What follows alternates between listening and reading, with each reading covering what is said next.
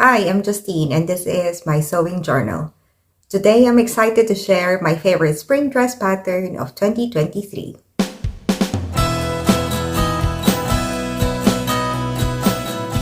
So, how are you?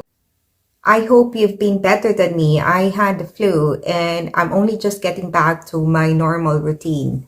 I wasn't sure what I'll be sharing today, but when I was out and about earlier, I had the idea to talk about my favorite spring dress pattern because it's been so sunny and it does feel like spring is just round the corner. The weather has been pretty miserable here lately, so it's really nice to see bright blue skies. I'm so over winter, so let's talk about spring and spring dresses. I don't think it will come as a surprise that my favorite dress pattern from 2023 is the Springe dress from So Love Patterns. I really love this pattern, so I made three versions. The Springe dress sewing pattern is a pretty romantic dress with two sleeve options and two skirt options. The bodice is fitted and has a V-neck with gathering at the bust and a curved waistband. Let's take a closer look at each version and let me know which one you like best. So here's the first one I made. This is a combination of version 1 and version 2 of the pattern. From version 1, I followed the bodice and the big 3/4 sleeves pattern. But instead of making the flared midi skirt, I used the gathered skirt on version 2. I used a lightweight polysatin fabric, so I thought it might be better gathered because it might be too thin if not. You know what I like best about this version? I can change the length of the sleeves. The cuffs are elasticated, so I can leave it long or pull them up to create shorter, puffier sleeves. Unfortunately, there's also a not so great thing about this version. I kept snagging the fabric as I sew. I thought I was being careful, but I keep catching the fabric with a machine needle. I also made the front waistband twice. The first time, I followed the instructions in the pattern to top stitch it.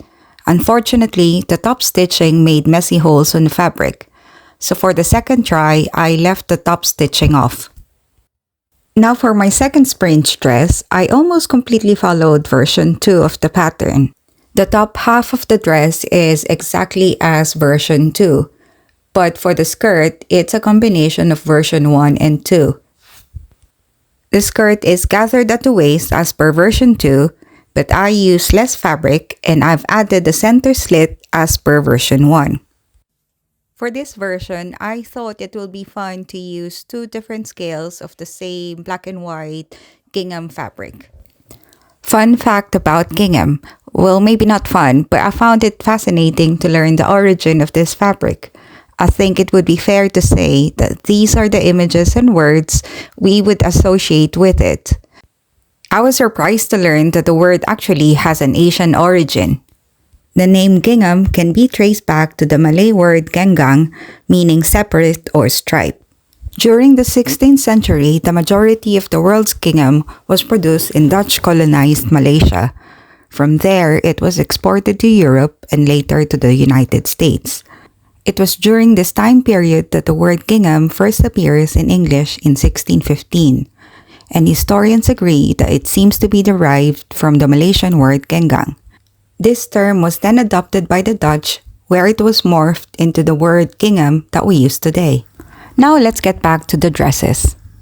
What I like about the second version is that I can wear it with different shoes, but to be honest, I usually just wear it with white trainers.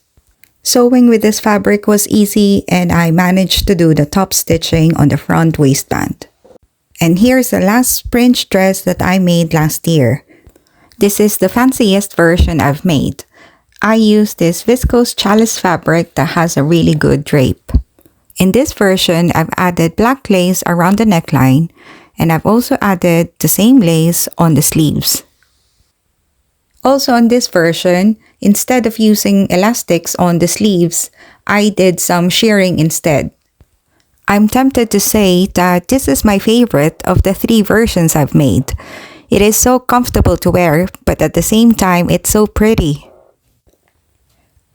Another reason why I love this version is because I somehow managed to keep my stitching tidy.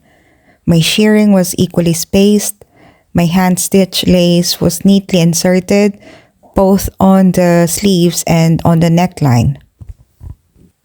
I think I surprised myself with this one. I think I took my time making this dress and it clearly made a difference in the outcome. And of course, making it for the third time is a factor too. Maybe another reason why this is so comfortable to wear is because I finished the seams quite neatly. I don't have an overlocker, so where I can, I did French seams. And on the other parts of the garment, I covered the raw edges with bias binding, which I made from the same fabric.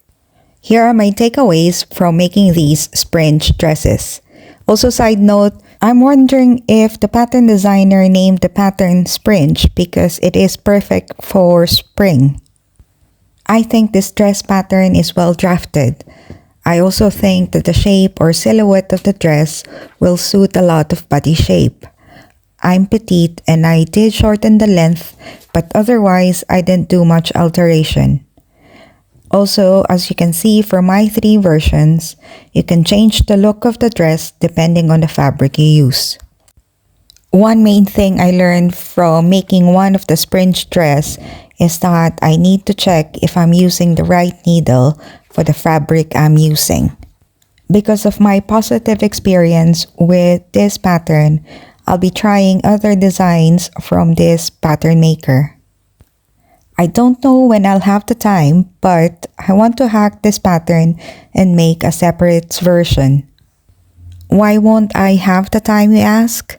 It's because I'm doing the Make 9 challenge this year. Make 9 challenge is making 9 projects for this year, and if you've seen my previous video, you know I already have 9 projects to tackle. Here's a sneak preview of one of the projects I've already started. I'm making the crop zip top and matching flared trousers. Hopefully, I'll have this set ready by the weekend. It's my first time using the Maraflex stretch thread, so I'll share my experience using that in my next video. What about you? What is on your sewing list? Do you have any spring dresses in mind? Here's another look at all 3 of the dresses.